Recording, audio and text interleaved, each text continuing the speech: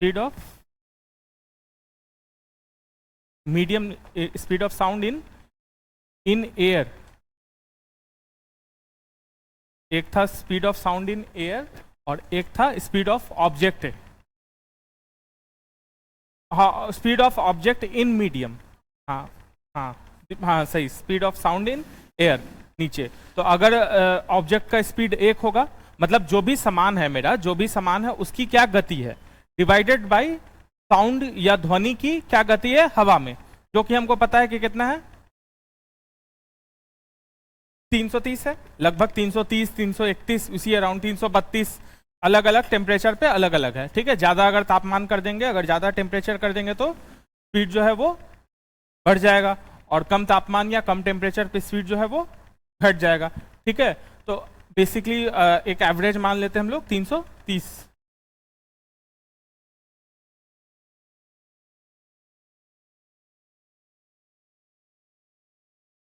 तो 330 हम नीचे मान लिए, और ऊपर में जो भी ऑब्जेक्ट, मतलब जो भी सामान की क्या गति है, मान लो उसकी गति अगर 330 है तो मेरा मैक नंबर या मैक संख्या क्या हो जाएगी 1 हो जाएगी। और सिमिलरली ऐसे होता है, उसमें फिर हम लोग 3 क्लासिफिकेशन देखे थे कि सबसोनिक, सुपरसोनिक और हाइपरसोनिक।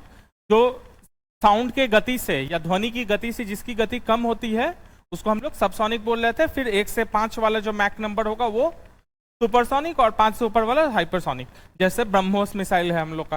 ठीक है, उसके पहले हम लोग पढ़े थे इको।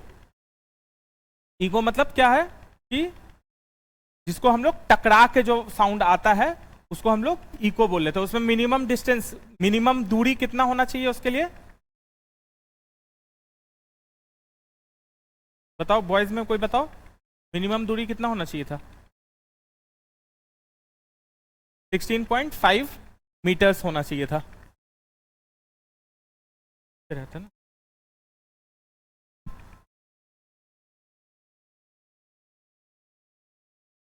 ये है ना 16.5 मीटर्स होना चाहिए। और मिनिमम साउंड कितना होना चाहिए उसमें, सॉरी मिनिमम टाइम कितना होना चाहिए 0.1 सेकेंड। और वही अगर आंख पे कितने देर तक प्रतिबिंब रहता है वो हम पूछे तो 1/16 सेकेंड, 1/16 सेकेंड। ठीक है, उसके बाद हम लोग उसके पीछे क्या पढ़े थे इको के पहले लास्ट क्लास में? 3 टाइप का वो पढ़े थे वही। ठीक है, तो उसके पहले वो उसके पिछले क्लास में था। अब हम लोग थोड़ा क्वेश्चंस करेंगे उससे रिलेटेड, ध्वनि से या साउंड से रिलेटेड।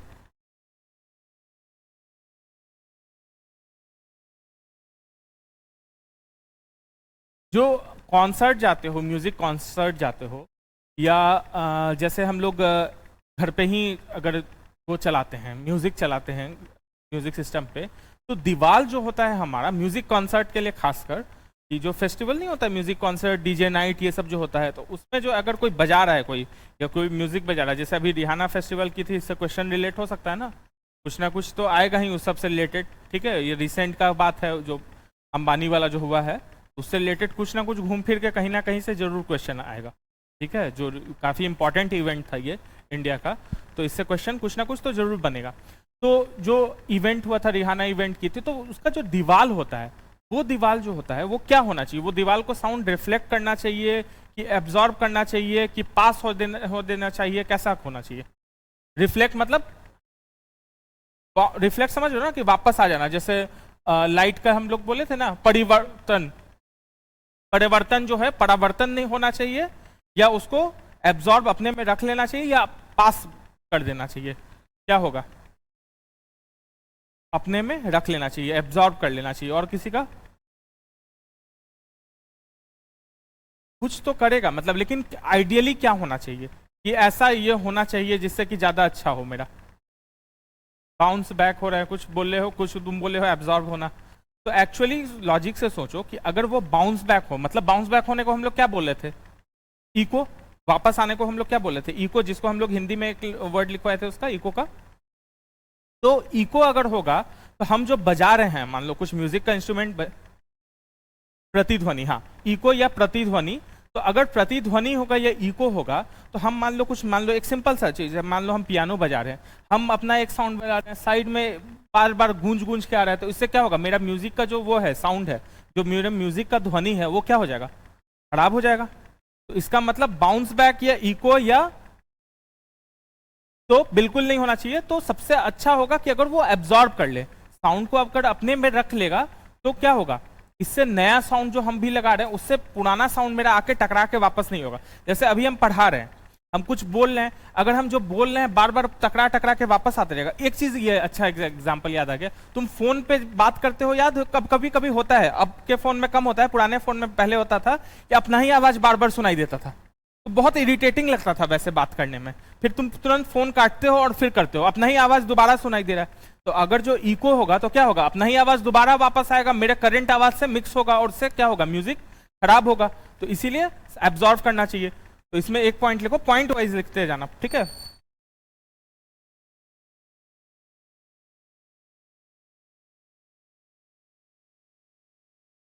म्यूजिक कॉन्सर्ट के लिए, म्यूजिक कॉन्सर्ट के लिए इसको इंपॉर्टेंट पॉइंट हेडिंग डाल देना, इंपॉर्टेंट पॉइंट्स करके, ठीक है, या नोट ऐसे करके डाल देना, नोट या इंपॉर्टेंट पॉइंट, और ऐसे करके बनाते जाना पॉइंट, ठीक है। पहला पॉइंट, म्यूजिक कॉन्सर्ट के लिए हॉल की दीवारों को ध्वनि का अवशोषण करना चाहिए।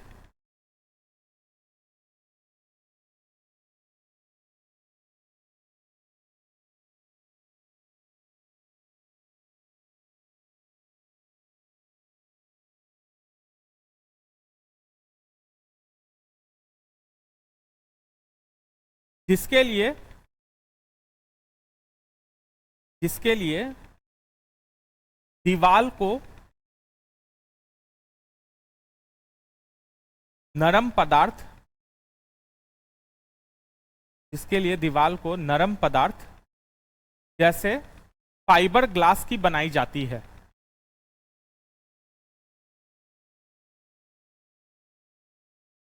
नरम पदार्थ जैसे फाइबर ग्लास की बनाई जाती है।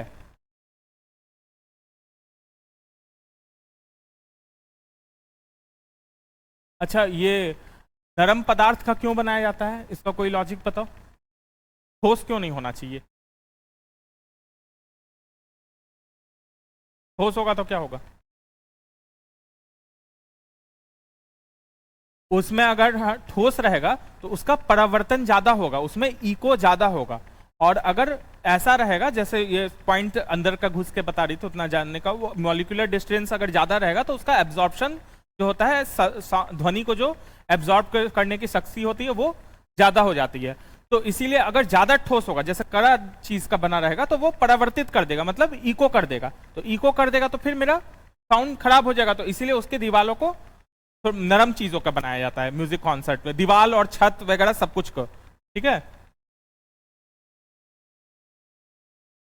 क्या तुम्हारा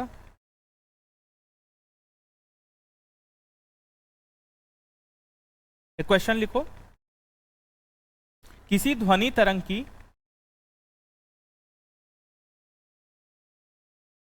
किसी ध्वनि तरंग की आवृत्ति यानी फ्रीक्वेंसी, किसी ध्वनि तरंग की आवृत्ति ब्रैकेट में फ्रीक्वेंसी जो इंग्लिश में लिखना चाह रहे हैं 4 किलो हर्ट्ज है, 4 kHz kilo hertz, 4 kilo hertz, और उसकी तरंग वैद्य, उसकी तरंग दैर्ध्य मतलब वेवलेंथ, तुम्हारा फ्रीक्वेंसी हो गया तुम्हारा 4 किलोहर्ट्ज और वेवलेंथ हो गया तुम्हारा वेवलेंथ लैम्डा, या उसको तरंग दैर्ध्य बोल रहे हैं 35 सेंटीमीटर है।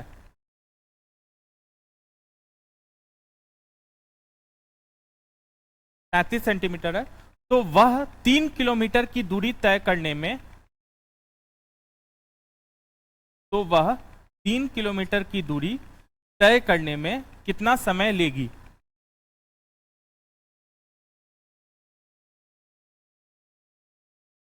कितना समय लेगी?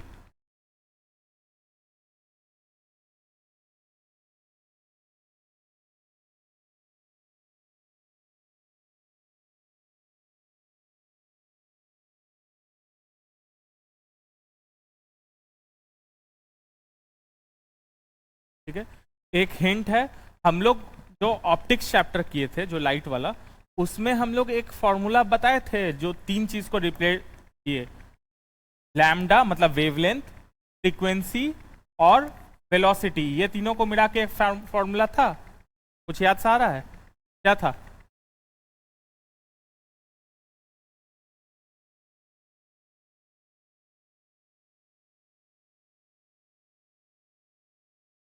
किसी को याद नहीं आ रहा है? ऑप्टिक्स में एक लैम्डा और फ्रीक्वेंसी का क्या रिलेशन था? लैम्डा मतलब वेवलेंथ और फ्रीक्वेंसी, तरंग दैर्ध्य और तुम्हारा आवृत्ति में क्या रिलेशन होता है? इनवर्स रिलेशन होता है, और v कहीं ना कहीं आएगा ही, तो दिख ही रहा है ना ये तो।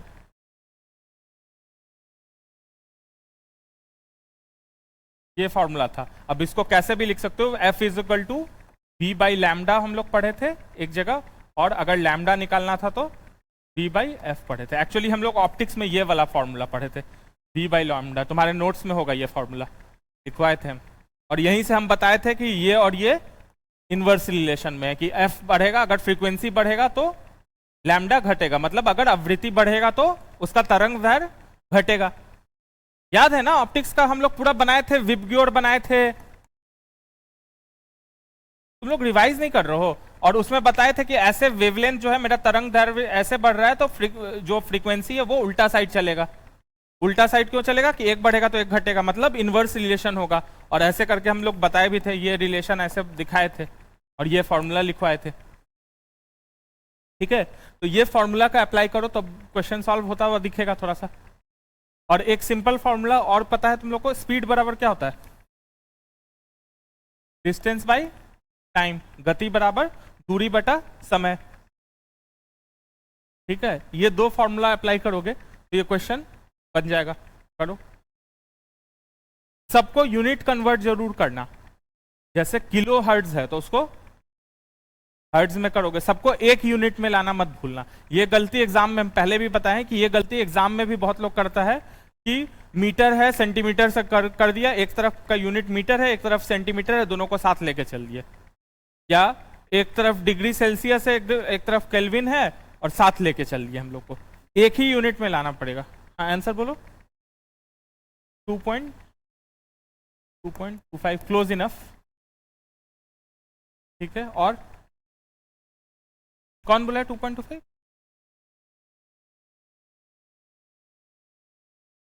हम लोग के पास है क्या क्या? फ्रीक्वेंसी है, वो कितना बोले हम? 4 किलो हर्ट्ज। इसको हर्ट्ज में करेंगे तो कितना हो जाएगा? 4000 हर्ट्ज हो जाएगा। दूसरा क्या हम बोले हैं? 46.6। ठीक है, दूसरा आंसर आया। दूसरा हम लोग क्या बोले थे? लैम्डा है, वो कितना है मेरा? 35 सेंटीमीटर। तो इसको हम लोग किस में कर देंगे? मीटर में कर देंगे, सबको एक यूनिट में लाना है तो इसको हम लोग मीटर में कर देंगे तो ये क्या हो जाएगा? 0.35 मीटर हो जाएगा। ठीक है, तीसरा यूनिट और कुछ है उसके अलावा? डिस्टेंस है तुम्हारा, दूरी या डिस्टेंस, वो कितना है तुम्हारा? 3 किलोमीटर। तो इसको भी हम लोग कर देंगे मीटर में, तो ये क्या हो जाएगा? 3000 मीटर। अब हमको ये और ये दिया हुआ है और डिस्टेंस दिया हुआ है, और पूछ क्या रहा है तुम्हारा? टाइम पूछ रहा है। तो मतलब हमको क्या चाहिए? डिस्टेंस और टाइम है, तो क्या चाहिए जिससे टाइम मिल जाएगा? हमको स्पीड चाहिए होगा। हमको एक फॉर्मूला डिस्टेंस टाइम ये मिला के तो एक ही फॉर्मूला हम लोग को पता है, स्पीड बटा डिस्टेंस बाय टाइम। स्पीड को एस लिखो या वी लिखो, ठीक है, स्पीड बटा ऐसे वी बाई एस लग रहा है।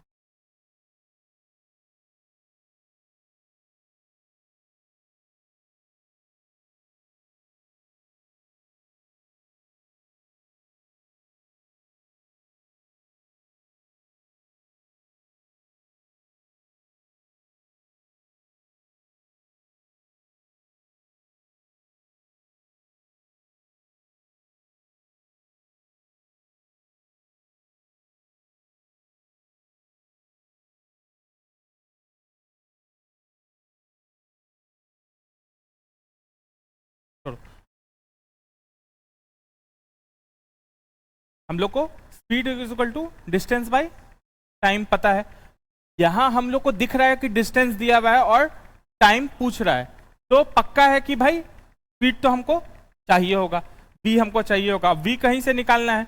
अब हमको पता है f दिया हुआ है और लैम्डा दिया हुआ है। अभी हम पिछले स्क्रीन पे पुराना फॉर्मूला तुम लोग को याद ही दिलाए हैं कि क्या होता है, v is equal to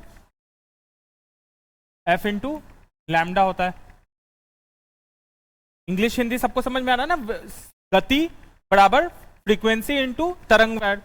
frequency मतलब हो गया तुम्हारा आवृत्ति, आवृत्ति इंटू तरंग दैर्घ्य हो गया तुम्हारा क्या, गति। ये फॉर्मूला हम लोग लाइट वाले चैप्टर में भी पढ़े थे। दूसरा फॉर्मूला ये तो बचपन से पता है, ये तो मतलब ऐसा कोई नहीं होगा जिसको नहीं पता होगा, हमको लगता है।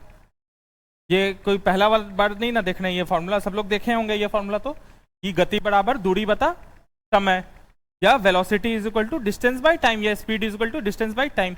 तो भाई यहां से हमको मिल गया, डिस्टेंस मिल गया, यहाँ पे हमको टाइम चाहिए, तो वेलोसिटी निकालना है। वेलोसिटी के लिए ये और ये दिया हुआ, तो सिंपल है, इन दोनों को मल्टीप्लाई करो और यहाँ पे पुट करो, तो आंसर तुम्हारा आ रहा है 2.14 सेकेंड। जब इसको सॉल्व करोगे तो 2.14 सेकेंड्स आएगा।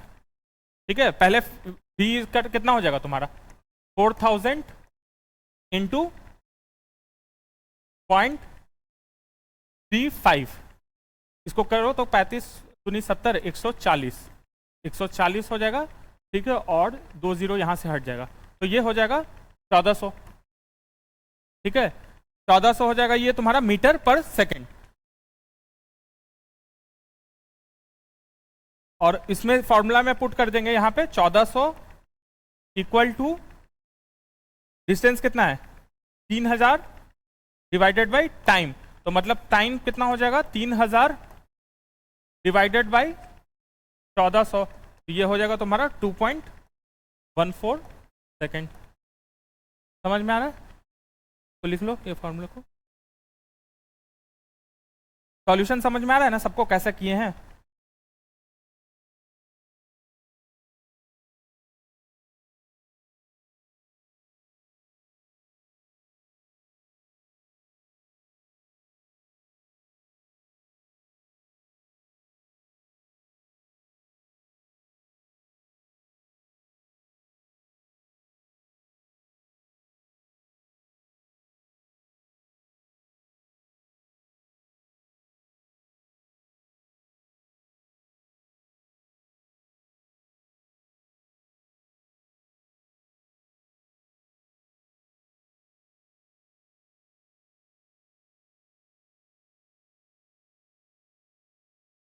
हो गया, सब लोग कर लिए, लिख लिए, समझ में आया? किसी को डाउट है क्या इस न्यूमेरिकल में? अब इससे रिलेटेड देखो, कुछ भी नया टाइप का कोई भी चीज हो सकता है, कल को नया बीपीएससी कुछ और पूछ ले, तो इसको सॉल्व करने के लिए कुछ नहीं, तुमको देखना है एक जगह, कोई कंफ्यूज नहीं होना है हम लोग को। क्वेश्चन दुनिया भर का लिखा रहे, कहानी, कोई कहानी से घबराना नहीं है, कोई कहानी से टेंशन नहीं लेना है, सीधा जितना तुम्हारा नंबर सब है, जितना भी नंबर है सबको एक जगह लिख लो और उससे देखो कि तुमको क्या क्या आता है। ये फॉर्मूला हो सकता है तुमको नहीं याद हो, कोई बात नहीं, लेकिन हम ये जब ऐसे बना लेंगे, अगर हम इस तरीके से ऐसे अपना बना लेंगे कि भाई हमको क्या क्या दिया हुआ है, क्या क्या दिया हुआ है, जब एक जगह दिख लेंगे तो अपने आप पता चलेगा। जब तुम यहां देखोगे कि भाई डिस्टेंस दूरी दे रहा है, टाइम पूछ रहा है, मतलब कुछ ना कुछ तो स्पीड से लेना देना होगा। जब दो चीज मिल चुका है, डिस्टेंस और टाइम, तो भाई स्पीड तो कहीं ना कहीं होगा ही, गति तो कहीं होगा ही, जब दूरी और समय मिल गया है तो ये तो पक्का है। ये फॉर्मूला तो हमको भाई हर क्लास कितना मतलब 7 8 6 7 8 में पढ़े होंगे, इसमें तो हम कोई डाउट नहीं है, बोलने के पहले भी हम हिचकिचा नहीं रहे कि ये सबको पता ही होगा। ठीक है, भूल गए होगे एक बार को हो सकता है, लेकिन डिस्टेंस बराबर स्पीड बराबर डिस्टेंस बाय टाइम, मतलब जो गति है वो दूरी बराबर समय होता है, ये तो सबको पता है। तो ये निकालना है, मतलब कहीं ना कहीं से v निकालना है, स्पीड निकालना है। अब हमको फ्रीक्वेंसी दिख रहा है और लैम्डा दिख रहा है, आवृत्ति दिख रहा है और हमको तरंग दैर्घ्य दिख रहा है, तो भाई ऑब्वियस सी बात है कि हमको गति निकल जाएगा। गति दोनों का मल्टीप्लिकेशन है, ये हम लोग ऑप्टिक्स में पढ़े थे, नहीं भी याद था तब भी इतना तो याद ही था कि F बटा, हम बोल रहे हैं कि वो फॉर्मूला भी भूल गए तुम एग्जाम में, तुमको याद ही नहीं, लेकिन ये तो याद है कि फ्रीक्वेंसी और लैम्डा उल्टा में चलता है आपस में, ये तो पता है ना, ये तो याद है हमेशा के लिए। वो तो हम बैठा दिए तुम लोग के दिमाग में कि भाई जो ऑप्टिक्स वाला मेरा क्लास किया हुआ कि एक का एरो ऐसा जाता है तो दूसरा का एरो उल्टा साइड जा रहा है, तो ये तो पता है कि भाई अब एक ही चीज ही है, जो v चाहिए तो वहीं v बढ़ा दो, थोड़ा सा मतलब हिम्मत करके वहां v लगा दो, क्योंकि v और कहीं से निकल नहीं सकता है, 2 ही 3 चीज तो दिया हुआ है, तो उससे निकल जाएगा। समझ रहे हो, एग्जाम का हम तरीका बता रहे हैं कि एग्जाम में हो सकता है कुछ फॉर्मूला नहीं याद रहे, लेकिन फिर भी सॉल्व करके आना है, देख के घबराना नहीं है। न्यूमेरिकल है, कुछ लोग करते हैं न्यूमेरिकल है पहले ही छोड़ दो, बाद में घर आके देखते हैं कि जा वो तो सबसे आसान था, और बहुत बड़ा रहता है देखने को, लेकिन वो आसान रहता है। ठीक है, नेक्स्ट लिखो, ध्वनि का एक महत्वपूर्ण ये होता है पिच। पिच तो हाई पिच किसी किसी का होता है, जैसे ऐसे करके हम बोले और ऐसे बोले और ऐसे बोले, ये समझ रहे हो, आवाज के उसमें चेंज नहीं हो रहा है, ऐसे बोले ऐसे बोले ऐसे बोले, ये तीनों में क्या है, तीनों में आवाज उतना ही हम निकाल रहे हैं, तीन तरीके से हम बोले, लेकिन जो करके बोले और जो बोले, दोनों में क्या फर्क है, पिच का फर्क है तुम्हारा। ठीक है, पिच जो होता है जिसको हिंदी में हम लोग बोलते हैं तारत्व, तारत्व का फर्क है। तो ध्वनि का जो तारत्व है वो किस चीज पे डिपेंड करता है, वो पूछ रहा है। ध्वनि का तारत्व जो है वो कौन से चीज पे डिपेंड करता है, फ्रीक्वेंसी, एम्पलीट्यूड, मतलब आवृत्ति हो गया, या एम्पलीट्यूड हो गया, या तरंग दैर्घ्य हो गया, फ्रीक्वेंसी पे डिपेंड करता है, आवृत्ति पे करता है। पिच, वही बोले ना, पिच, पिच क्या चीज पे, तारत्व या पिच जो है वो क्या चीज पे डिपेंड करता है, तो वो तुम्हारा फ्रीक्वेंसी या आवृत्ति पे डिपेंड करता है। तो लिखो ध्वनि, नेक्स्ट पॉइंट लिखना, ध्वनि का एक महत्वपूर्ण अभिलक्षण, ध्वनि का एक महत्वपूर्ण अभिलक्षण तारत्व, या ब्रैकेट में पिच, इंग्लिश मीडियम वाले पिच, हिंदी मीडियम तारत्व। ठीक है, दोनों लिख सकते हो ऐसे। तारत्व हमको लगता है हिंदी वाले भी नहीं पढ़ सुने होंगे तारत्व, पिच सब लोग सुना हुआ होगा। ठीक है, तारत्व जो निर्भर करता है आवृत्ति या फ्रीक्वेंसी पे। Sound frequency, sorry, one important characteristics of sound pitch is pitch which depends upon frequency. One important characteristics of sound is pitch which depends upon frequency. ध्वनि का एक महत्वपूर्ण अभिलक्षण तारत्व या पिच है जो निर्भर करता है आवृत्ति पर।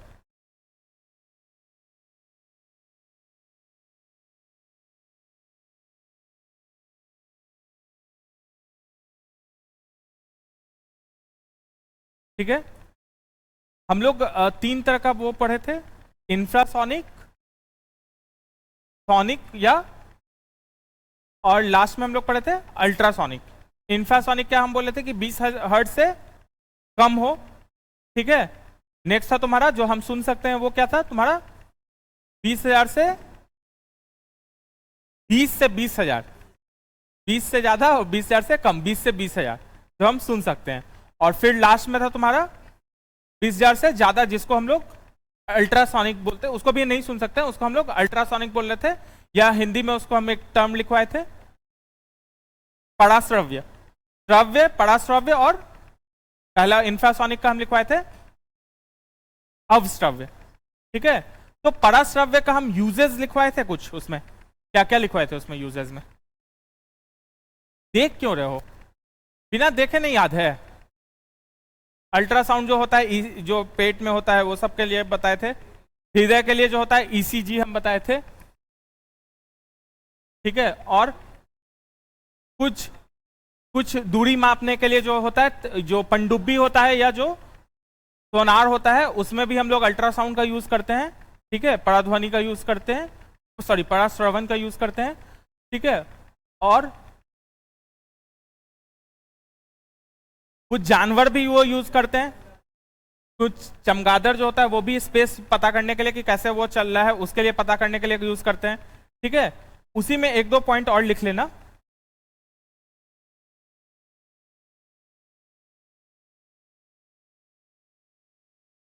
तुम लोग घर जाके रिवाइज नहीं कर रहे हो।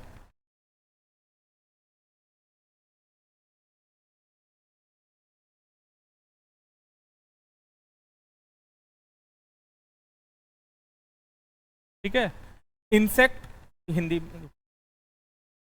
ये कीड़ों को नष्ट कर सकती है,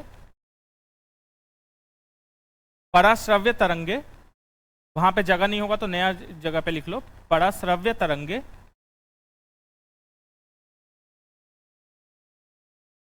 कीड़ों को नष्ट कर सकती है,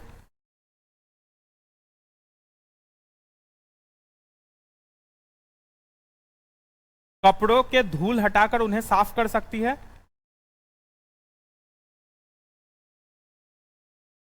कपड़ों के धूल हटाकर उन्हें साफ कर सकती है, इनका उपयोग बीमारियों के उपचार के लिए किया जा सकता है, इनका उपयोग बीमारियों के उपचार के लिए किया जा सकता है,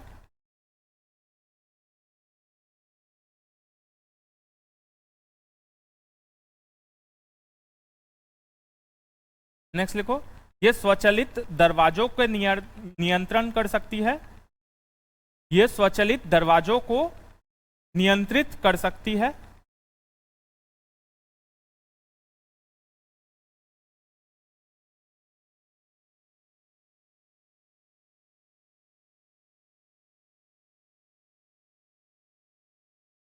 ये वाला जब कोरोना आया था याद है, जब कोरोना आया था तो हम लोग तो शुरू में सबसे पहले सैनिटाइजर, मतलब वो सैनिटाइजर से भी पहले सैनिटाइजर तो मतलब वो कहते हैं ना कि छुपा हुआ रुस्तम था, वो तो बहुत बाद में पता चला अच्छा ये तो जमाने से लोग यूज करता है बाहर लोग बहुत दिन से यूज करता था, ज्यादातर कुछ दोस्त लोग जो अल्ट्रा हाइजीनिक होते हैं वो लोग यूज करते थे, लेकिन ऐसा नहीं जनरली लोग नहीं यूज करता था। तो कोरोना याद आया तो फिर पहले हम लोग साबुन से अच्छे से 20 सेकंड धोना सीखे, फिर वो सीखे, फिर एक अल्ट्रासाउंड वाला मशीन बिकने लगा था कि तुम्हारा मोबाइल उसमें या खासकर सामान वगैरह के लिए बाहर से सामान लाओ, सब्जी वब्जी के लिए बहुत न्यूज में देता था कि सब्जी के लिए एक मशीन है, सब्जी अंदर डाल दो वो सैनिटाइज हो जाता है, क्योंकि सब्जी पे साबुन लगाओगे या सैनिटाइजर लगाओगे तो उससे बहुत खराबी करेगा, तो एक मशीन में डाल दो तो वो सारा मार देगा, कोरोना वायरस को मार देगा। तो वो उस मशीन को वही एक्चुअली क्या पराश्रव्य ही यूज कर रहा था, वो अल्ट्रासाउंड ही यूज करता था जिससे, तो इसी से मेरा पहला 2 ऑप्शन तो वहीं से निकल गया कि इंसेक्ट के लिए मारने के लिए हो गया, उसके बाद उसके लिए हो गया तुम्हारा। ये क्वेश्चन एक्चुअली बहुत पहले का पूछा हुआ है जो हम देख रहे हैं, ये 2004 या 2002 किसी का क्वेश्चन है, लेकिन ये अभी फिर से इंपॉर्टेंट हो गया ये क्वेश्चन, क्योंकि अभी रिसेंटली हम लोग ये सब चीज कोरोना के कारण बहुत ज्यादा यूज में आ गया है, तो ये फिर से वापस से इंपॉर्टेंट हो गया है ये क्वेश्चन। ठीक है, नेक्स्ट उसके बाद तीसरा पॉइंट, बीमारी के उपचार के लिए तो कर ही सकते हैं, कोई भी चीज है ये, मतलब अगर कोई भी फ्यूचर टेक्नोलॉजी से रिलेटेड है, फिजिक्स में कुछ भी फ्यूचरिस्टिक बात है जो तुमको नहीं समझ में आ रहा है कि हो सकता है कि नहीं हो सकता है, और अगर वहां पे क्वेश्चन आंसर में लिखा है कि ये किया जा सकता है, तो तुम आंख बंद करके उसको सही मानना। ठीक है, आज कभी गलत नहीं हो सकता, कोई भी टेक्नोलॉजी से रिलेटेड है, कोई भी टेक्नोलॉजी समझ रहे हो ना, टेक्नोलॉजी से रिलेटेड कोई भी क्वेश्चन है और उसमें दिया हुआ है कि ये कर सकता है क्या, तो वो पक्का 100% सही होगा। ठीक है, और ऐसे भी हम लोग को पता है कि भाई कीड़ा मार रहा है, ये कर रहा है, तो बीमारी तो ठीक ही कर रहा है, कोरोना नहीं होने दे रहा है तुमको, और तुम्हारा स्वचालित सीढ़ी ये सब में तुम्हारा यूज होगा, कहीं ना कहीं तो यूज हो ही जाएगा, रिमोट में ये सब में कोई ना कोई, कहीं इंफ्रासोनिक यूज होगा, कहीं अल्ट्रासोनिक यूज होगा, लेकिन ये सब चीज का यूज हो ही जाएगा। ठीक है, कोरोना के कारण ये क्वेश्चन बहुत इंपॉर्टेंट हो गया है। अच्छा एक बात बताओ, जैसे हम बताए हैं तो जो लोग ज्यादा आंसर देते हो मत बताना, जो लोग कम आंसर देते हो इधर से अब बताओ कि अगर हम चांद पे बात करेंगे, हम चांद पे गए, ठीक है, और आपस में बात करेंगे तो बात कैसा सुनाई देगा?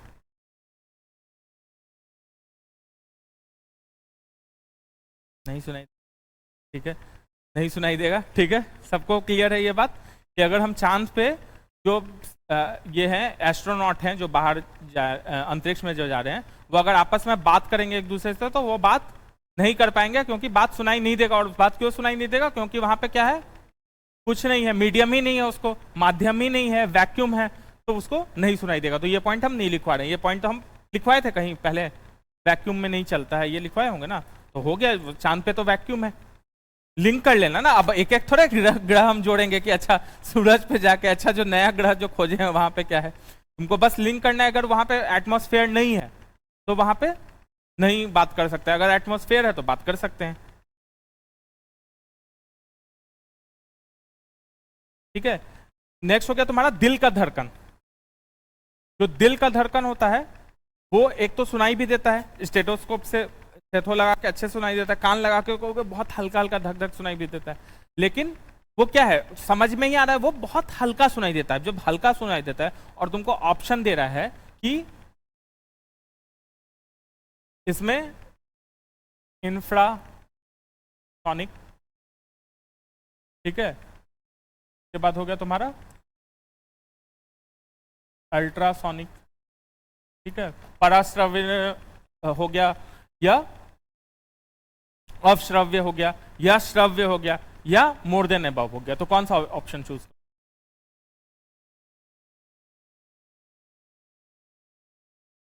अल्ट्रासोनिक, ठीक है, और पराश्रव्य मतलब बोल रही, और कोई आंसर?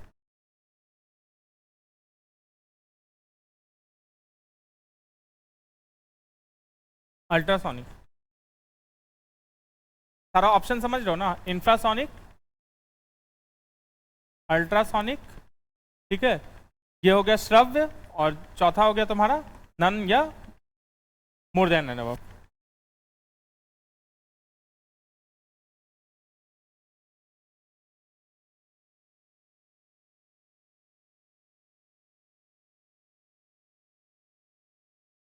और कोई बताओ, एक दो लोग अल्ट्रासोनिक बोला है, इसमें क्या लिखोगे? हृदय की जो ध्वनि होती है वो क्या होती है? इंफ्रासोनिक। पेज पे कहाँ से देख के बता रहे हो? अच्छा, ये होगा इंफ्रासोनिक।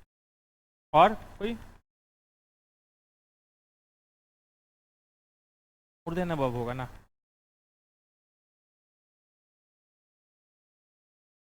ये गलती करने हम तुम लोग को एक पिछले क्वेश्चन में भी हम बताए थे, एक और क्वेश्चन ऐसा हम फिर से तुम लोग ये गलती कर रहे हो।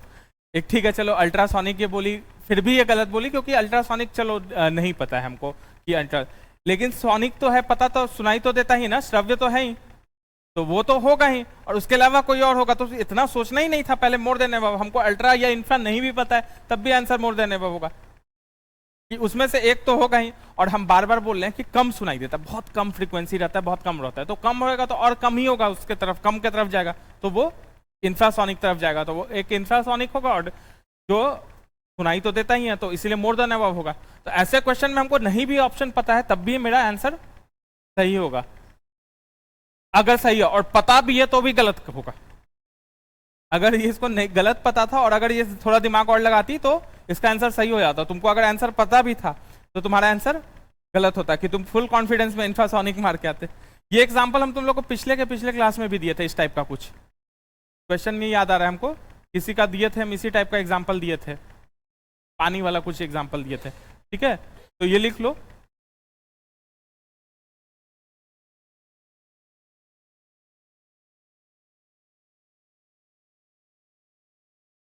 हृदय या हर्ट, अपश्रव्य,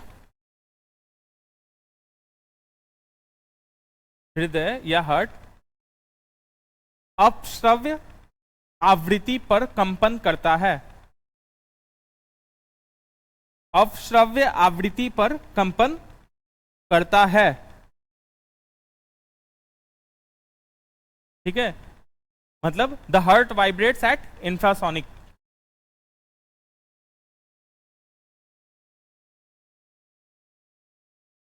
ऐसे ऑप्शन करके भी लिख लो कहीं मोर देन अबव वाला, एक बार ऐसे करके भी लिख ही लेना, ठीक है। ऐसे ऑप्शन करके लिखने से क्या होगा कि याद रहेगा कि भाई हाँ ये गलती नहीं करना, नोट्स में रहता है ना, और एग्जाम के पहले हम लोग तुरंत रिवाइज करते ना, तो उस समय ये याद आ जाएगा, अच्छा ये गलती नहीं करना है हमको एग्जाम में जाके। ये बहुत इंपॉर्टेंट गलती है जो हर सब्जेक्ट में बैठेगा, सिर्फ मेरे सब्जेक्ट के लिए नहीं, ये साइंस के लिए नहीं, हर सब्जेक्ट में बैठेगा। आंसर दिखे तो पटाख से नहीं मार देना है, बाकी ऑप्शन भी देखना है, जो खासकर बीपीएससी में, क्योंकि वो मोर देन अबव वाला खतरनाक आंसर ऑप्शन है।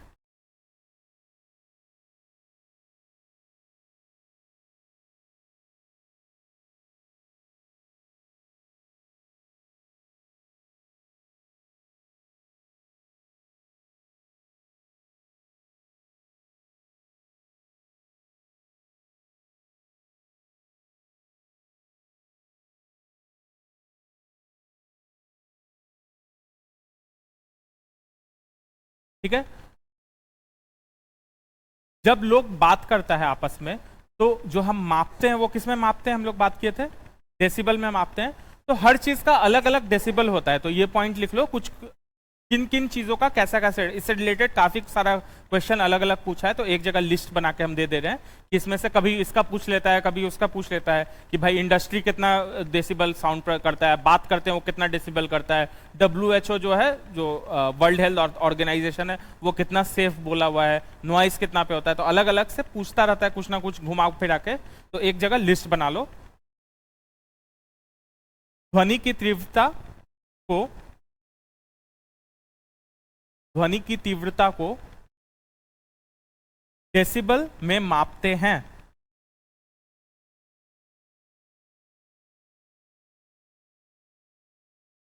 ठीक है, ध्वनि की तीव्रता को डेसिबल में मापते हैं। उसके बाद ऐसा चार्ट बनाना, हिंदी में लिखना इसको ध्वनि का स्रोत,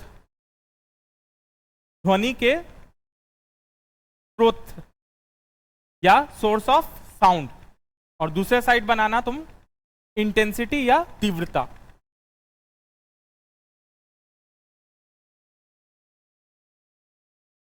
इंटेंसिटी या हिंदी में तीव्रता। ठीक है, और ये किस में रहेगा तुम्हारा ब्रैकेट में, डेसिबल में, हिंदी में इसी को डेसिबल भी बोलते हैं। ठीक है, पहला लिखो विस्पर या फुसफुसाहट, एक ही लिखना, जो इंग्लिश लिख रहा है वो इंग्लिश लिखना है, जो हिंदी लिख रहा है दोनों मत लिखना। विस्पर लिखो या जो हिंदी लिख रहा है फुसफुसाहट, उसको लिखो 15 से 20 डेसिबल में।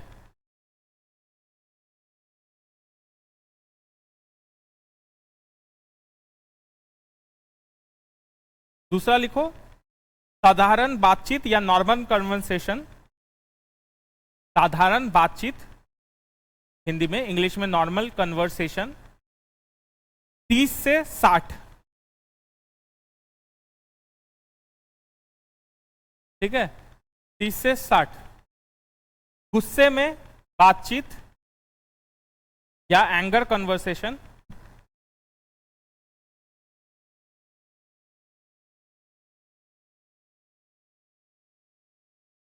क्या होगा, 30 से 60 से ज्यादा होगा कि कम होगा, ज्यादा ही जोर से बोलता गुस्से में, तो 70 से 80 आसपास ही होगा। लेकिन अब भाई एक याद है, मान लो 30 से 60 याद है और फिर वो पूछ रहा है, गुस्से वाला पूछ रहा है, तो ऑब्वियस सी बात है कि उससे स्लाइटली ही ज्यादा होगा। ऐसा तो है नहीं कि पहाड़ तोड़ देगा उससे बोल के चिल्ला के, तो उसी आसपास ही होगा, लेकिन उससे स्लाइटली ज्यादा होगा। तो ऐसे इससे बाकी आंसर भी निकल जाता है। एक दो का याद रखोगे ना तो उससे बाकी है, सबको इंडिविजुअली मत रटने बैठ जाना, एक दो को बस ऊपर ऊपर से याद कर लेना और देख लेना, और बाकी सारा निकल जाएगा। लॉजिक से निकालना, अपने दिमाग से निकालना कि भाई अगर बोलने का ये है 30 से 60 है, तो इंडस्ट्री जो फैक्ट्री है उससे ज्यादा ही होगा मशीनरी का आवाज, या नॉर्मल बातचीत का जब ये है तो फुसफुसाहट का जो है या विस्पर का जो उससे कम ही होगा। ठीक है, तो एक दो को याद करना है और बाकी उससे निकालना है, लिस्ट बैठ के रटना नहीं कि ये। ठीक है, नेक्स्ट हो गया तुम्हारा ट्रक मोटरसाइकिल।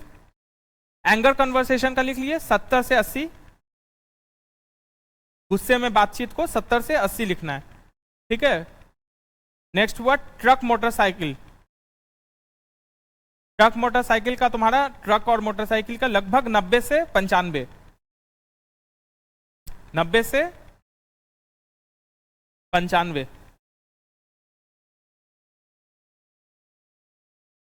नेक्स्ट हो गया तुम्हारा इंस्ट्रूमेंट फैक्ट्री, या तुम्हारा हो गया यंत्र कारखाने हिंदी में, इंस्ट्रूमेंट फैक्ट्री या तुम्हारा यंत्र कारखाने,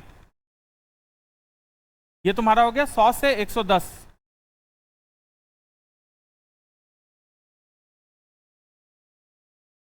100 से 110। और लास्ट हो गया तुम्हारा जेट विमान या जेट प्लेन, हिंदी में जेट विमान, इंग्लिश में जेट प्लेन, 140 से 150।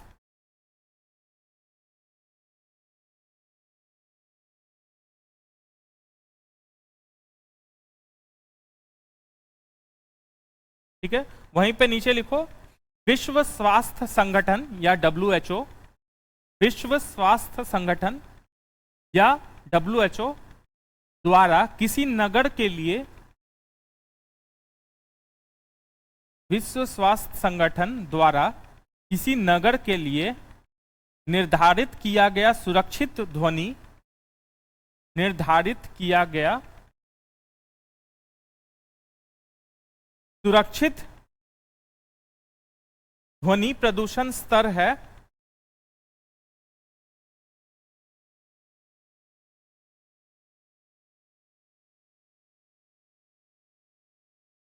कितना है 45 डेसिबल।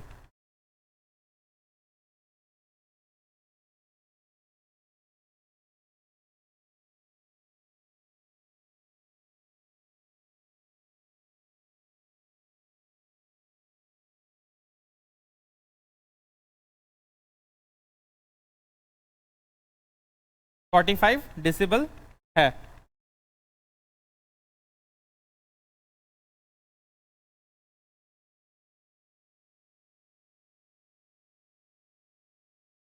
ठीक है, अभी हम लोग देखे थे कि फ्रीक्वेंसी, में हम क्या बोल रहे थे कि आवाज में जोड़ आ रहा है, नहीं उसके, सॉरी फ्रीक्वेंसी बोले, पिच। अभी हम लोग देखे तो तुरंत पिच, उसमें क्या है, जोड़ जो है नहीं चेंज कर रहे थे, जोड़ हम इतना ही रख रहे थे, जैसे हम बोल रहे हैं वैसे ही बोल रहे थे, बस ऊपर नीचे कर रहे थे थोड़ा। तो पिच जो ऊपर नीचे कर रहे थे, जैसे आवाज में भारीपन या हल्कापन ला रहे थे, जोड़ में कोई वो नहीं कर रहे थे, भारीपन या हल्कापन ला रहे थे, जिसको हम लोग पिच बोल रहे थे, और जिसको हम लोग क्या, किस पे डिपेंड कर रहा था, वो आवृत्ति या फ्रीक्वेंसी पे डिपेंड कर रहा था। लेकिन एक तो जोड़ भी होता है ना, ये बोले जोड़ बोले, धीरे बोले, तो ये भी तो किसी चीज पे डिपेंड करता होगा कि जोड़, जिसको लाउडनेस बोलते हैं हम लोग या प्रबलता बोलते हैं हिंदी में, ये प्रबलता भी तो किसी चीज पे डिपेंड करता होगा, और ये तो पक्का है कि आवृत्ति पे वो नहीं करता होगा। अब अभी पढ़े कि आवृत्ति पे जो है मेरा पिच डिपेंड करता है, तो प्रबलता या लाउडनेस जो है वो आवृत्ति पे नहीं डिपेंड करता है, तो वो क्या बचा, क्या चीज पे डिपेंड करेगा फिर, सोच के बताओ क्या चीज पे डिपेंड करेगा।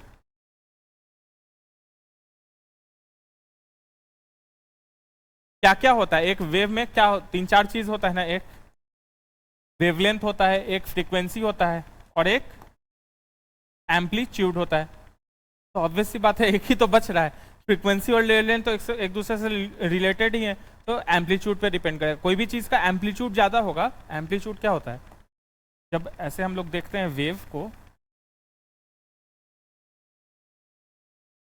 वेवलेंथ क्या होता है कि एक क्रेस्ट से दूसरे क्रेस्ट तक की दूरी जो होती है वेवलेंथ होती है, ये हम लिखवाए भी थे, ऑप्टिक्स में लिखवाए थे। और एम्पलीट्यूड क्या होता है, ये कितना ऊपर है और कितना नीचे है, ये डिस्टेंस जो है, जो इसका जो हाईएस्ट है, ये कितना ऊपर और कितना नीचे है, इसको हम लोग एम्पलीट्यूड बोलते थे। जैसे इसका एम्पलीट्यूड और इसमें दिख रहा है क्लियरली कि इसका एम्पलीट्यूड ज्यादा है, इसका कम है, ठीक है। तो लाउडनेस या तुम्हारा प्रबलता जो है वो एम्पलीट्यूड पे डिपेंड करता है। तो इसमें लिखो loudness of sound is measured in, English में वाले loudness of sound is measured in, और हिंदी में लिखो ध्वनि की प्रबलता निम्न से मापी जाती है।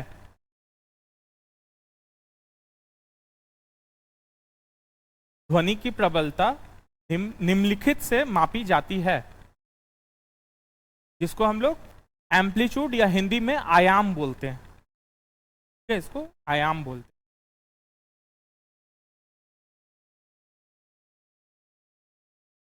ठीक है। हम लोग ए साइन से इसको डिनोट करते हैं एम्पलीट्यूड को।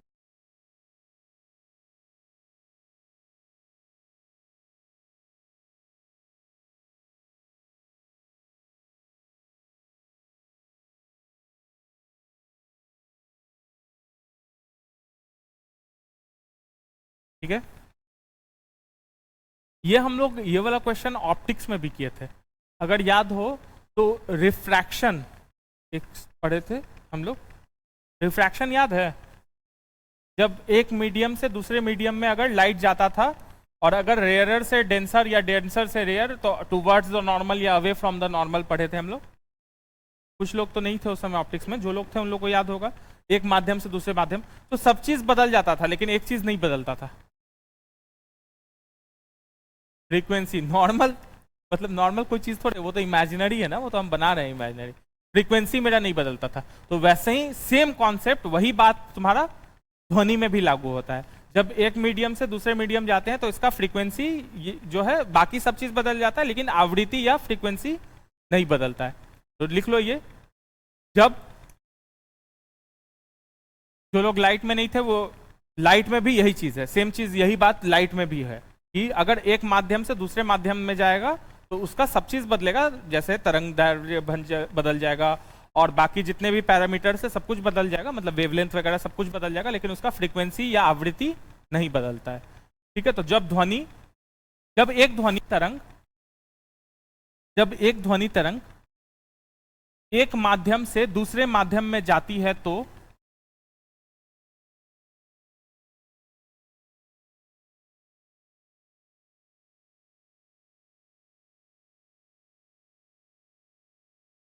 जब एक ध्वनि तरंग एक माध्यम से दूसरे माध्यम में जाती है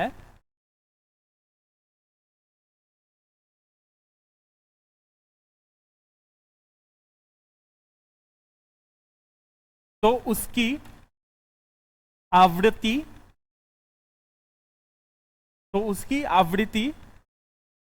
अपरिवर्तित रहती है।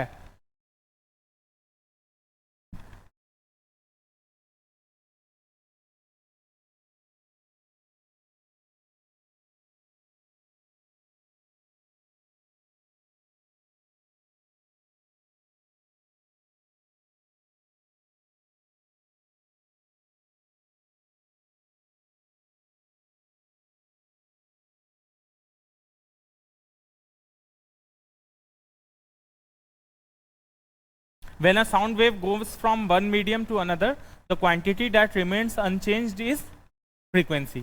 Okay, इंग्लिश वाले,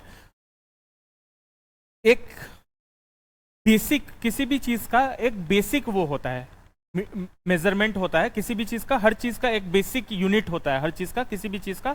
तो वैसे ही ध्वनि का भी एक बेसिक यूनिट होता है, जिसको हम लोग इंग्लिश में बोलते हैं फिनोम्स, फोनेम्स बोलते हैं इसको, और हिंदी में उसको बोलते हैं ध्वनि ग्राम। जो मूलभूत इकाई, कोई भी चीज किसी एक बेसिक चीज से बना हुआ है ना, मूलभूत इकाई जिसको बोलते हैं, हर चीज जो है किसी ना किसी बेसिक चीज से बना हुआ है। जैसे हम लोग क्या चीज है, हम लोग का बेसिक चीज क्या है, सेल है हम लोग का, हम लोग सेल से बने हुए हैं ना, हर कुछ, चाहे कोई भी ऑर्गन हो, सेल ही मिलके ना टिश्यू बन जाता है, और टिश्यू से फिर वो अलग फॉर्म में एक जैसा वर्क करने लगता है, तो वो एक ऑर्गन बन जाता है। ठीक है, यही था ना बायोलॉजी में। तो हर चीज एक बेसिक चीज से, किसी मूलतः इकाई से बना है। तो वैसे ही जब साउंड की बात करते हैं तो वो फिनोम्स या हिंदी में ध्वनि ग्राम से बना है। तो लिख लो, ध्वनि की मूलभूत इकाई या the basic unit of sound, ध्वनि की मूलभूत इकाई या the basic unit of sound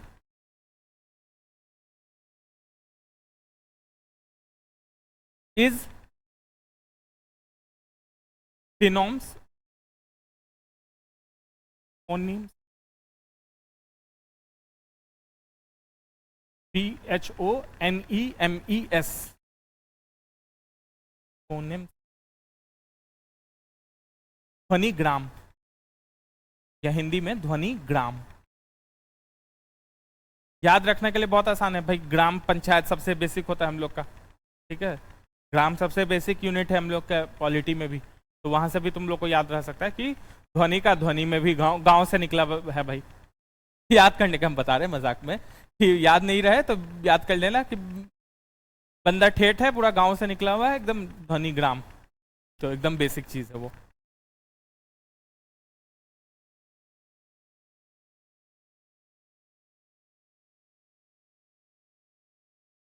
ठीक है, ये सारे फैक्ट्स करके लिखना, और ये से डायरेक्ट हम ये क्वेश्चन से, या सारे फैक्ट्स जितने भी हैं सारे हम क्वेश्चन से, पिछले साल के क्वेश्चन से फैक्ट्स निकाल के किए हैं, कि जो रिपीटेड लग रहा था कि इस टाइप का आ रहा है, ताकि ये तुमको काम आए। ये सब याद रखना, जितना भी चीज़ अभी हम आज का क्लास में लिखवाए हैं, ज़्यादातर चीज़, कुछ चीज़ समझने वाला भी है और कुछ चीज़ याद करने वाला भी है। जैसे अब हम ये नहीं बोल सकते ना कि हर चीज़ समझो ही। अब ध्वनि का तीव्रता जो है, या फिर वो बोल रहे थे हम लोग डेसिबल जो बताए हैं, कि भाई नॉर्मल का, उसमें क्या समझ के करोगे। हाँ, अंदाज लगा सकते हो कि एक दो याद रह गए तो दूसरा तीसरा उससे निकाल सकते हो, लेकिन उसको तो रटना ही पड़ेगा, जो है बेसिक 2-4 चीज का तो याद करना ही पड़ेगा कि नॉर्मल कन्वर्सेशन का तुम्हारा 30 से 60 है, ठीक है, तो उससे नीचे पीछे का निकल जाएगा, जेट का 140 के आसपास है, ठीक है, इस टाइप से करना है।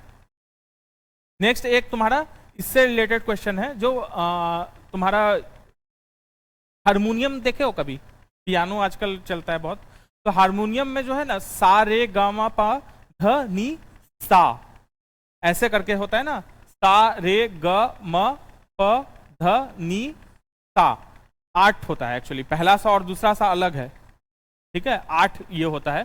तो अलग अलग ये 8 का जो टोन होता है ये अलग अलग क्या होता है, इसमें एम्पलीट्यूड बदलता है उसमें या पिच बदलता है, पिच बदलता है, वेरी गुड। तो मतलब पिच बदलेगा तो क्या बदल रहा है, फ्रीक्वेंसी बदल रहा है या उसका एम्पलीट्यूड बदल रहा है, फ्रीक्वेंसी बदल रहा है, मतलब हर का जो पहला सा है और जो आखिरी सा है वैसे फ्रीक्वेंसी जो है वो बढ़ते जाता है। आवाज से भी उसमें जो है देखोगे तो जोर से फूकोगे तो क्या बढ़ेगा, उसका साउंड या लाउडनेस बढ़ेगा या प्रबलता बढ़ेगा।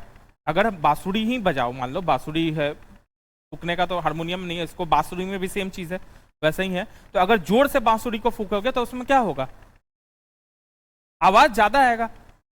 जैसे हम जोर से बोल रहे हैं तो आवाज ज्यादा आ रहा है, जिसको हम लोग क्या बोले थे, लाउडनेस या प्रबलता, और वो किस कारण हो रहा था, तुम्हारा एम्पलीट्यूड के कारण हो रहा था। वैसे ही अगर जो पिच वाला हम समझाए थे, जो आवाज लोअर और ऊपर करके करवाए थे, तो जब बांसुरी बजता है तो जो पहला और आखिरी में होता है, फूंक अगर हम सेम भी मार रहे हैं तब भी पहला जो साउंड कर रहा है जो आखिरी साउंड कर रहा है, उन दोनों में डिफरेंस होता है। और डिफरेंस क्या चीज का होता है, पिच का होता है। और पिच का डिफरेंस मतलब किस चीज पे डिपेंड करेगा, तुम्हारा फ्रीक्वेंसी पे डिपेंड करेगा, ठीक है। तो इसी में लिखो संगीति, नेक्स्ट पॉइंट लिखना,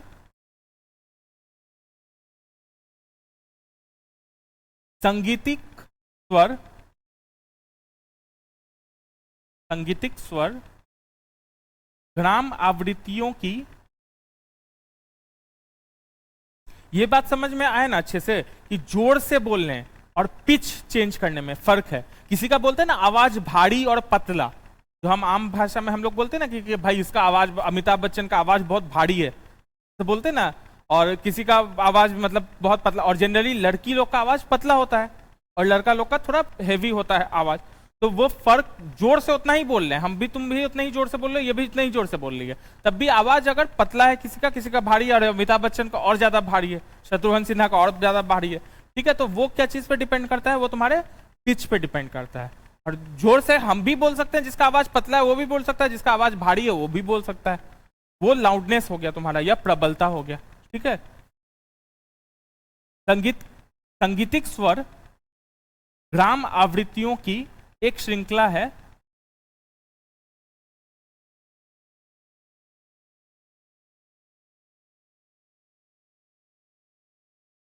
जिनमें जिन्हें एक के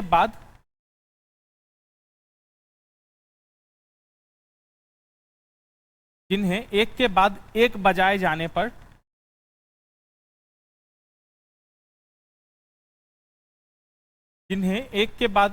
जाने पर कानों को सुखद अनुभूति होती है।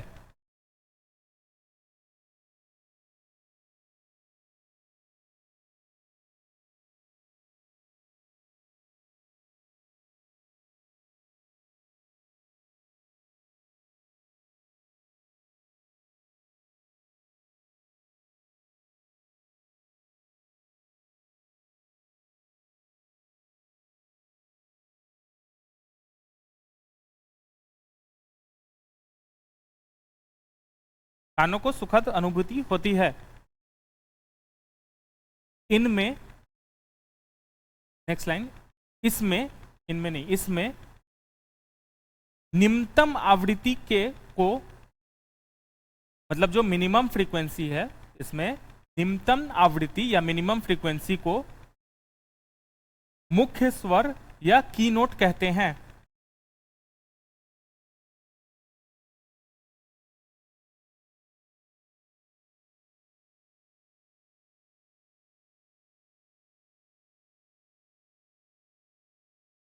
नेक्स्ट लाइन, उच्चतम आवृत्ति को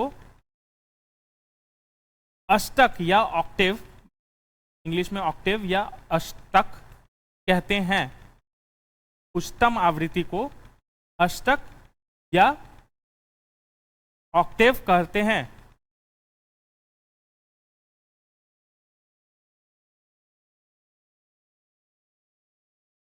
नेक्स्ट लाइन, उच्च आवृत्तियां में, नेक्स्ट लाइन, उच्च आवृत्तियां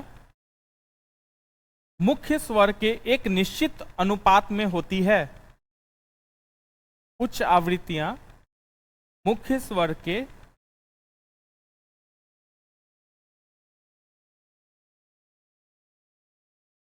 एक निश्चित अनुपात में होती है।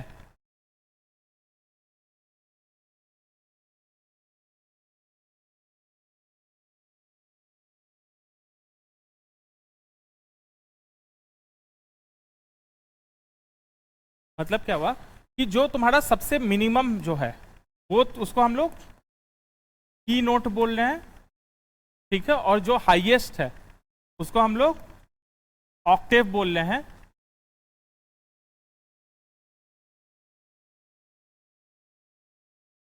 फाइव, सिक्स, सेवन और ये एटवां 8 हो जाएगा। तो जो बाकी सब भी है, जितने बाकी नोट्स जो हैं ये सारे, ये इसी के किसी रेशियो में चलेंगे। ये मतलब जो ऐसे है ना, ये एक ही रेशियो में, इससे एक पर्टिकुलर रेशियो में ही बढ़ेगा और फाइनली 8वां जो है वो मैक्सिमम हो जाएगा। ये बात समझे जो हम लिखवाए हैं अभी, कि पहला जो है उसी के रेशियो में, जो आगे वाला जो आवृत्ति सब है वो इसी के रेशियो में चलेगा। एक पर्टिकुलर, मान लो कि एक एग्जांपल के लिए बता रहे हैं कि जैसे इवन नंबर मेरा चलता है कि 2, 4, 6, 8, 10, 12, तो ये एक ही रेशियो में 2-2 से बढ़ रहा है, ठीक है। तो वैसे ही ये इधर 2 से बढ़ रहा है, इधर 2 से बढ़ रहा है, ऐसे करके बढ़ रहा है। तो वैसे ही ये भी जो है जो बढ़ रहा है मैक्सिमम 8 तक, ऑक्टेव तक बढ़ रहा है, ये एक ही रेशियो में बढ़ता है, मतलब एक किसी मल्टीप्लीकेशन में बढ़ता है। इसी को ये लोग बोल रहा है कि निश्चित अनुपात में, या रेशियो, वही रेशियो हुआ अनुपात, उसमें बढ़ेगा, ठीक है। नेक्स्ट लाइन लिखो, एक सरलतम संगीत तक, एक सरलतम संगीतक स्वर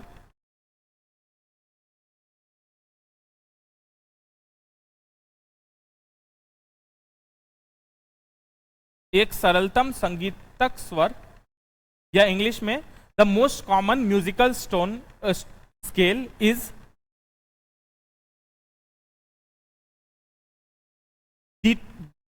द्विटोनी स्वर ग्राम है। द्विटोनी स्वर ग्राम है, या इंग्लिश में डायोटोनिक स्केल। डायोटोनिक,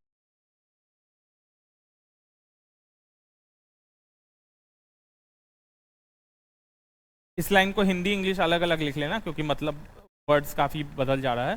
हिंदी वाले लिखना एक सरलतम संगीतिक स्वर ग्राम द्विटोनी स्वर ग्राम है, ठीक है। और इंग्लिश में लिखना the most common musical scale is the diatonic scale.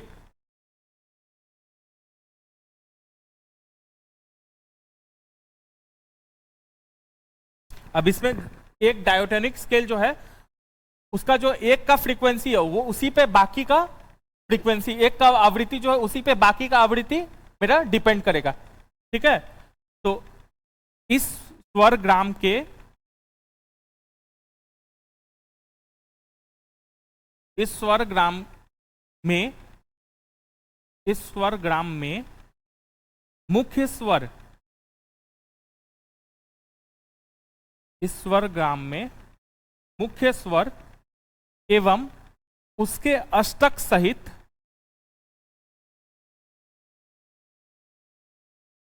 इस स्वर ग्राम में मुख्य स्वर एवं उसके अष्टक सहित कितनी आवृत्तियां होती हैं अभी बताएं?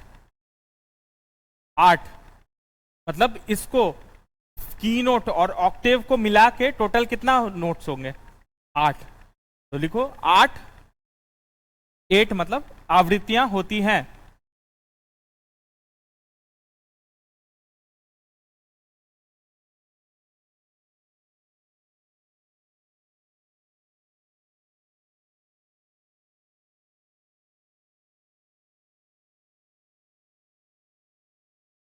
तो अगर ये जो है तुम्हारा पहला वाला अगर तुम्हारा 1 है तो दूसरा वाला तुम्हारा हो जाएगा 9/8। लिखते जाना साथ में, ऐसे करके स्केल बना दो और नीचे जगह छोड़ देना, 1 to 8 बना देना। पहले वाले को की नोट या मुख्य आवृत्ति जो लिखवाए हैं, और आखिरी वाले को तुम्हारा ऑक्टेव होगा या अष्टक लिखना, ठीक है। 1 पे लिखना सा, ठीक है। 2 पे लिखना रे। इससे तुम्हारा जितना भी हारमोनियम, जितना भी म्यूजिकल इंस्ट्रूमेंट है, चाहे हारमोनियम हो गया चाहे बांसुरी हो गया, उससे रिलेटेड जितना भी क्वेश्चन है सारा क्वेश्चन इससे बन जाएगा हमारा, ठीक है। पहला हो गया सा, दूसरा हो गया रे, तीसरा क्या हो गया ग, गा, चौथा हो गया मा, पांचवा हो गया पा, छठा हो गया धा, सातवां हो गया नी, और आठवां का सा के ऊपर डैश दे देना। ये सेम सा नहीं है तो ऐसे कर देना।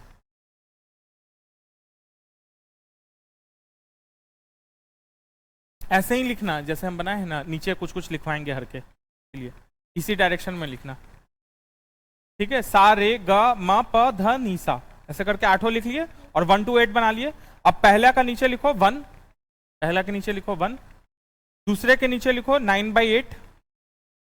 एक रेशियो में चलेगा, हम बताए थे ना कि इसी के रेशियो में एक चलेगा। तो पहला 1 हो गया, दूसरा हो जाएगा तुम्हारा 9/8, तीसरा हो जाएगा तुम्हारा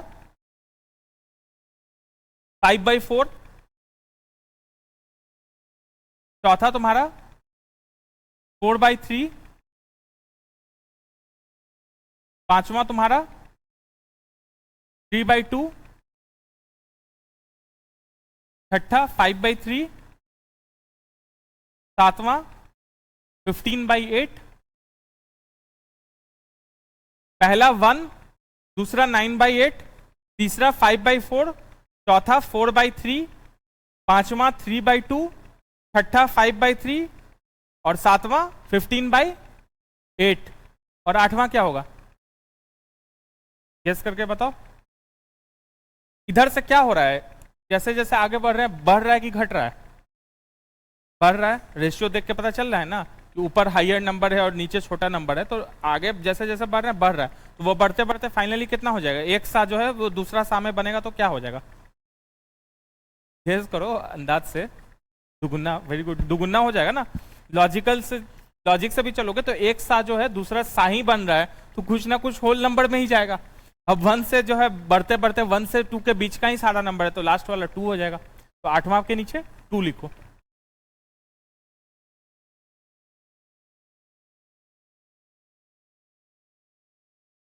और इसी को फ्रीक्वेंसी में लिखो। पहला में लिखना 256, पहला सा के नीचे 256 हर्ट्ज,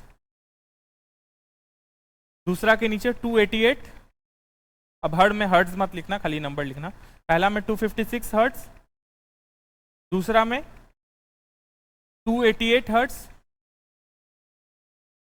250 288 समझ में आ रहा है ना हिंदी में भी। 288, तीसरा में 320,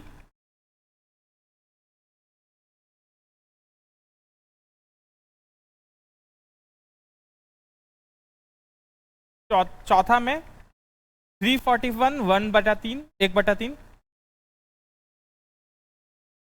ये सब फ्रीक्वेंसी है। ये कैसे निकल रहा है, हम अगर कोई हमको चौथा दूसरा निकालने बोला तो 256 को हम किससे मल्टीप्लाई करेंगे। अगर हमको सा का दिया हुआ है 256, तो रे का कितना होगा फ्रीक्वेंसी, 256 इंटू 9/8। अभी तो दूसरे पे क्या लिखवाए, ऊपर देखो ना कॉपी में, रे पे 9/8 से मल्टीप्लाई करेंगे तो जो बन जाएगा 288 बन जाएगा। नहीं समझ में आ रहा है ये बात। पहला वाला जो है अगर 1 है तो दूसरा वाला जो है उसका 9/8 वो होगा, हिस्सा होगा। ऐसे करके एक रेशियो में बढ़ते जा रहा है। जो सा, पहला सा से लेके आखिरी सा तक जो है मेरा, जो जितना अलग अलग नोट सब है वो सब एक ही रेशियो में बढ़ते जा रहा है। और वो रेशियो हम लोग लिखवाए थे कि भाई अगर पहला जो भी होगा तो दूसरा उसका 9/8 होगा।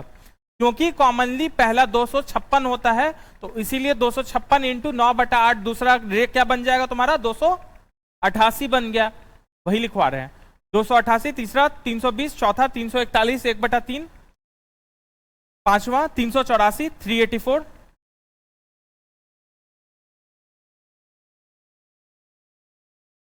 पांचवा 384 या 384, छठा 426 2/3, 426 2/3, सातवां 480 या 480, और आठवां क्या होगा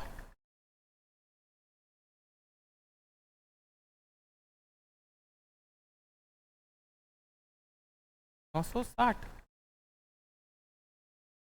किससे मल्टीप्लाई करना है, सब किसके रेशियो में चल रहा है, जितना भी रेशियो हम निकाले हैं सब किससे हम निकाल रहे थे, पहला के सेंस में, जो मेरा की नोट है उसी के, जो हम लिखवाए हैं ऊपर पढ़ो ना, ऊपर में हम लिखवाए हुए ना कि की नोट के हिसाब से ही बाकी बढ़ेगा, तो पहला के हिसाब से ही रेशियो है, तो पहला कितना था 256 था, और उससे कितना होना चाहिए, डबल होना चाहिए या दुगुना होना चाहिए, तो वो सीधा क्या हो जाएगा 512 हो जाएगा। अब बात समझ में, ये जो 9/8 लिखवा रहे हैं या जो भी आगे लिखवाए हैं हम, ये सारा पहले के रेशियो में, कोई भी म्यूजिक इंस्ट्रूमेंट जो है पहले के ही रेशियो में आगे का बढ़ता है, जो फ्रीक्वेंसी है जो पिच है वो पहले के रेशियो में, तभी तो एक सरल सा साउंड लगेगा।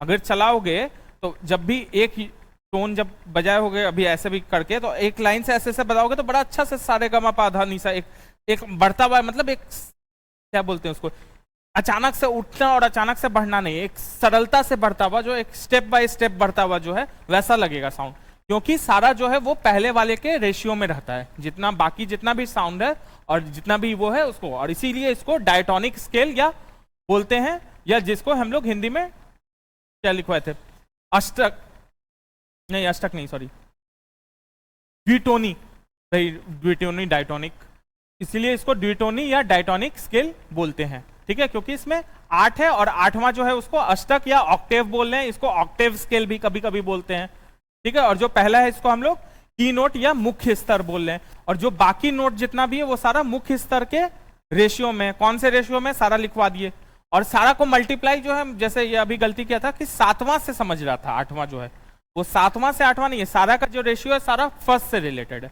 अब किसी भी, और कॉमनली जो होता है पहला 256 हर्ट्ज का होता है, तो इसीलिए आखिरी वाला 512 हर्ट्ज का होता है।